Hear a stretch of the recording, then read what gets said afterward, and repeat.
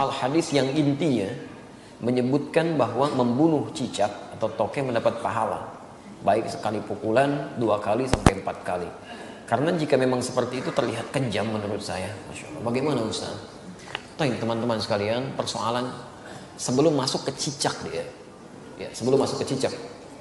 Ada di hadis Muslim nomor hadis 2238 riwayat Sa'ad bin Abi Waqqas, termasuk nanti di Al-Bukhari nomor hadis 3359 riwayatnya Ummu Syuraik. Sebelum masuk ke persoalan cicak, Anda mesti pahami dulu hikmah Allah ketika menciptakan sesuatu makhluk apapun itu terdiri setidaknya dari 3 hal. 3 hal. Yang pertama, ada ujian kemaslahatan. Di makhluk itu dicipta supaya kita mengambil maslahat kebaikannya aja dari situ. Seperti saat Allah menciptakan lebah misalnya. Allah ciptakan lebah, ya. Ketika diciptakan kan buat supaya kita ngambil madunya kan. Madunya ambil, Masya Allah, antum gak pernah persoalkan lebahnya. Diambil manfaatnya, dari madunya, dari sengatannya untuk obat dan sebagainya. Di hewan ini, ketika diciptakan oleh Allah Subhanahu wa Ta'ala, memang penciptaannya adalah ujian maslahat untuk kita, supaya kita mendapatkan maslahat dari situ. Setiap antum ambil, niat karena Allah, ada pahala di situ. Dan lebah menunaikan tugasnya sesuai dengan izin Allah Subhanahu wa Ta'ala dan perintahnya. Kedua, ada sebagian yang diciptakan oleh Allah Subhanahu wa Ta'ala sebagai ujian yang menghadirkan madarat di situ, supaya kita mengetahui ada keburukan yang harus kita hindari. Ada keburukan yang harus kita hindari.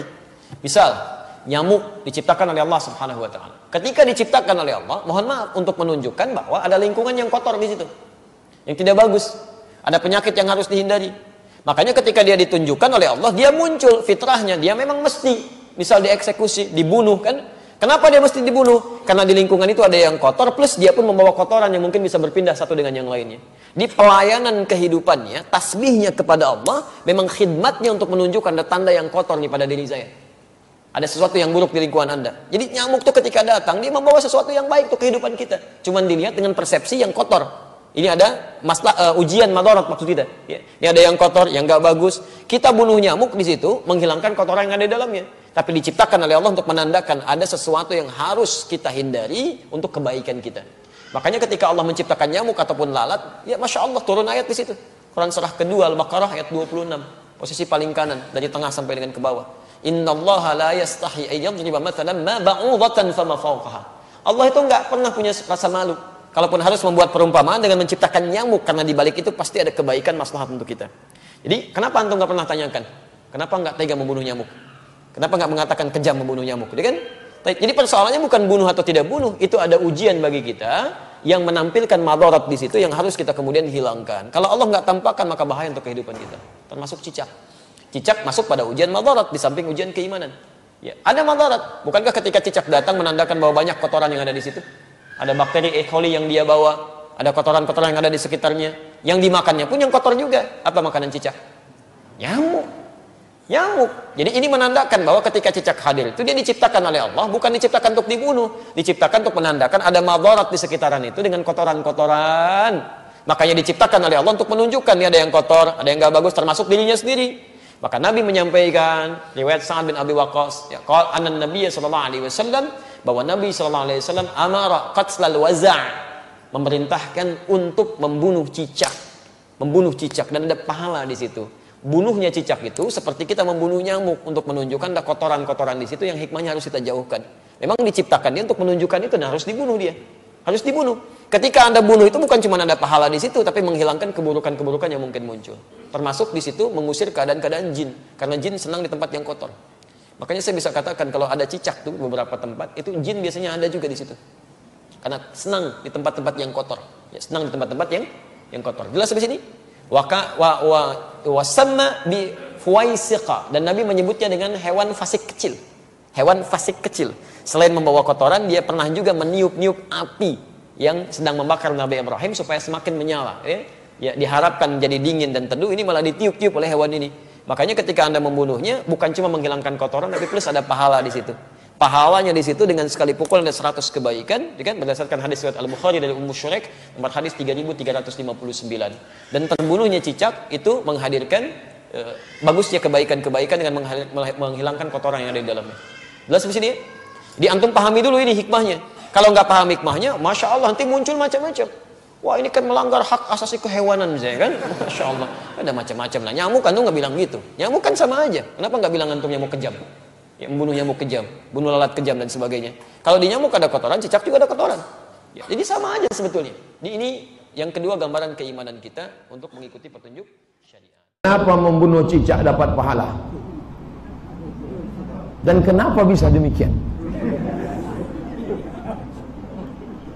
Harriquhu, bakar dia, kumpulkan semua kayu. Maka semua masyarakat Babilonia mengumpulkan kayu-kayu untuk membakar Nabi Ibrahim alaihissalam. Bakar dia. Akhirnya Nabi Ibrahim pun bakar. Lalu apa kata Allah? Kuni bardaw wa salama. Jadilah engkau sejuk dan selamat ala Ibrahim. Ketika itu datanglah cicak meniup-niup api Ibrahim. Maka dosa cicak sampai sekarang cucu-cucu cicak pun. Maka ditembaklah cicak. Tembak. Kami dulu waktu kecil-kecil mengaji pakai karet tembak cicak. Kenapa kau bunuh? Bunuh aja lah, pokoknya bunuh. Hadis tentang membunuh cicak. Sebenarnya filosofi makna di dalamnya adalah bahwa kita harus memilih. Ketika ada kebatilan, Namrud membakar Ibrahim. Ketika itu ada seekor burung pipit membawa setetes air, lalu dipadamkannya api. Ketawa burung yang lain. Kenapa kau padamkan api? Satu tetes mana bisa memadamkan? Aku tahu satu tetes tak bisa memadamkan, tapi aku hanya ingin nanti kalau Allah bertanya saat Ibrahim dibakar, apa yang kau lakukan? Aku pernah ikut. Saat somat dia ejek-ejek, pernah kau bela dia di internet? Kenapa ke situ pula begini? Aku tahu pembelaanku itu tidak bermakna, tapi aku ingin ditanya nanti di hadapan Allah Subhanahu wa taala. Maka cicak, membunuh cicak ini manfaatnya bagus apa? Supaya tai cicak yang berserak-serak. Kadang kita sedang duduk, apa nih? Bau. Jangan disiksa. Jangan pula tangkap cicak, dipegang kakinya, tak boleh. Idza qataltum fa ahsinul qitlah. Kalau kalian membunuh, bunuh dengan baik. Bagaimana membunuh dengan baik? Sekali pukul mati. Yang pula ditangkap balik dari sisi. Kau lah dulu atuk kau dulu meniup-niup Ibrahim itu kan. Kan ku siksa kau semua. Boleh sekali bunuh. Dari riwayat Imam Ahmad dan Ibnu Majah bahwasanya ketika Nabi Ibrahim alaihissalam dilemparkan ke dalam api, mulailah semua hewan melata berusaha memadamkannya kecuali cicak yang justru meniupnya atau meniup api yang membakar Nabi Ibrahim alaihissalam. Diriwayatkan Abu Hurairah, barang siapa yang membunuh cicak dengan satu kali pukulan ditulis baginya 100 kebaikan, dan barang siapa yang membunuh pada pukulan atau bantingan yang kedua baginya lebih sedikit dari itu, dan barang siapa yang membunuhnya pada pukulan ketiga lebih sedikit daripada itu. Saya masih belum memahami hikmah perintah membunuh cicak. Bukankah cicak tidak membahayakan dan mengurangi populasi nyamuk? Bagaimana jika kita sudah mulai sholat berjamaah di masjid, ternyata baru menyadari ada kotoran cicak di dekat tempat sujud, sahkah sholatnya? Hadis ini hadis sahih. Sama halnya kita bertanya, kenapa Allah ciptakan babi? Kalau tidak boleh dimakan, tidak usah diciptakan sekalian. Itu akal-akalan kita manusia. Kenapa sholat asar 4 rakaat? Kenapa enggak duhur juga 4 rakaat sama-sama siang? Kenapa enggak satu saja Allah kasih? Daripada jam 12 sama jam 4, lebih baik jam 2 siang sekalian 4 rakaat. Loh, Allah maunya begitu.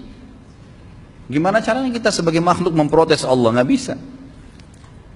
Iman itu artinya meyakini dan mengikuti semua apa yang diperintahkan oleh Tuhan Allah SWT. Itu memang iman. Kalau masalah hikmah, bisa ada atau tidak ada. Tanpa ada pun tetap kita menerima hukum Allah Subhanahu Wa Taala. Nanti hikmah-hikmahnya datang setelah itu, gitu kan? Allah Subhanahu Wa Taala memang menciptakan cicak, memang dia makhluk yang diciptakan dan dia butuh makanan. Walaupun dia disuruh bunuh, dia butuh makanan. Ada beberapa hewan yang kita disuruh bunuh kan? Bukan cuma cicak, kalajengking, ular, ya, hewan yang berbahaya. Memang kita dianjurkan bunuh. Anjing yang berwarna hitam semuanya, ya, sebagaimana sabda Nabi SAW itu adalah jelmahan daripada syaitan, itu kan? Tapi semuanya hitam ya, semuanya, dan hanya anjing. Jangan lihat orang kulit hitam. Pernah soalnya begitu di Madinah. Ada orang bilang pada saat dijelaskan ini, dia lagi tidur, dia bangun di kelas, dia cuma dengar kata-kata hitamnya boleh dibunuh. Dia bilang, Syekh, orang Afrika boleh kita bunuh kan hitam.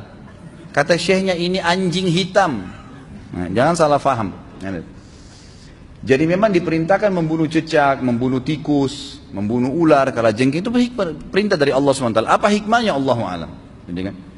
Saya terus terang secara pribadi belum mendapat hikmahnya, tapi sebagai orang yang beriman kita jalani. Kita jalani. Kalau satu waktu dengan berjalannya hidup kita dapat dengan ilmu teknologi canggih, ada hikmah-hikmah tertentu, ya alhamdulillah. Tapi tanpa itu pun tetap kita imani. Seperti itu. Kalau ada kotoran cecak, sesuatu yang kita tidak tahu memang dasarnya. Kita lihat pada saat sudah bangun dari sujud atau rakaat pertama, pas rakaat kedua kelihatan ada seperti kotoran cecak. Ragu, pindah tempat. Bisa kita melangkah ke kanan atau ke kiri, gitu kan? Itu bisa pindah. Itu satu jalan solusi yang disampaikan oleh para ulama fikih. Jadi kita bisa pindah. Dan masalah sebelumnya kita kalau tidak tahu sempat tersentuh itu tidak ada hubungannya. Itu berhubungan dengan masalah orang tidak tahu. Sah saja sholatnya. Nah kemudian ilmu dari ini adalah keterlibatan yang tidak penting itu tetap dihisab. Karena yang dihitung itu adalah karakter atau keinginan. Mulane cecek niku cara kiai kuno mateni cecek itu sunat, tapi ora usah gawe kegiatan nggih. Mun ngamen golek cecek ora tau mulang. Ora sida mulang muin apa Saudi men golek cecek. Iku cecek ku mangkel lho. Dadi dekne nang kono iku niup. Nyebuli napa? Geni. Ben tambah gede. Sing kodhok ya kodhok katak. Njupuk banyu. Ya ora ono artine geni koyo ngono kok ape dipateni banyu sing dibeto napa? Kodhok. Tapi iku mangkelno. Sampeyan ngidoni kiai kena ra kena mangkelno to kira-kira. Kowe roh Habib utawa kiai mbok idoni jarak 7 meter. Iku tetap dihitung Allah wong sing membenci Habib utawa kiai senajan ora kena. Karena itu perilaku yang menjengkelkan. Sakjane oleh niat cecek ora ono gunane wong geni wis gedhe, tapi iku mangkelno. Walikane kodhok beto napa? Air ora ono gunane, tapi iku bukti simpatik, bukti mahabbah. Kok sampean ngeten iki teko teng ngajani Yezin ora ono pengaruh. Yezin tetep senengi Nabi wong putune. Mbok dongano ora mbok dongano wis senengi Nabi Habib sinten mriki. Tapi dongano ya Allah Habib Zain dadekne wali, Nabi seneng putuku didongano dadi wali. Sajane Nabi yo mbok dongano ora dongano tak dongano aku dhewe. Tapi cara berpikir ora gitu. Nunjukno napa? Mahabbah. Jadi akhirnya kodok sampai dihormati oleh Islam, diharamno di napa? Paten, termasuk kanggo masalah tip. Padahal biasanya kalau sudah untuk medis Nabi menghalalkan. Ada seorang dokter ya Rasulullah, kodok itu fungsinya gini-gini, apa boleh saya bunuh untuk pengobatan? Nabi tetap fanaha angkot liha. Nabi tetap melarang membunuh kodok. Mereka sejarahnya punya perilaku simpatik terhadap Nabi Ibrahim alaihis. Cecek mangkel. Jadi umamna kakean cecek berarti kakean barang sing mangkel. Koten mawon iki.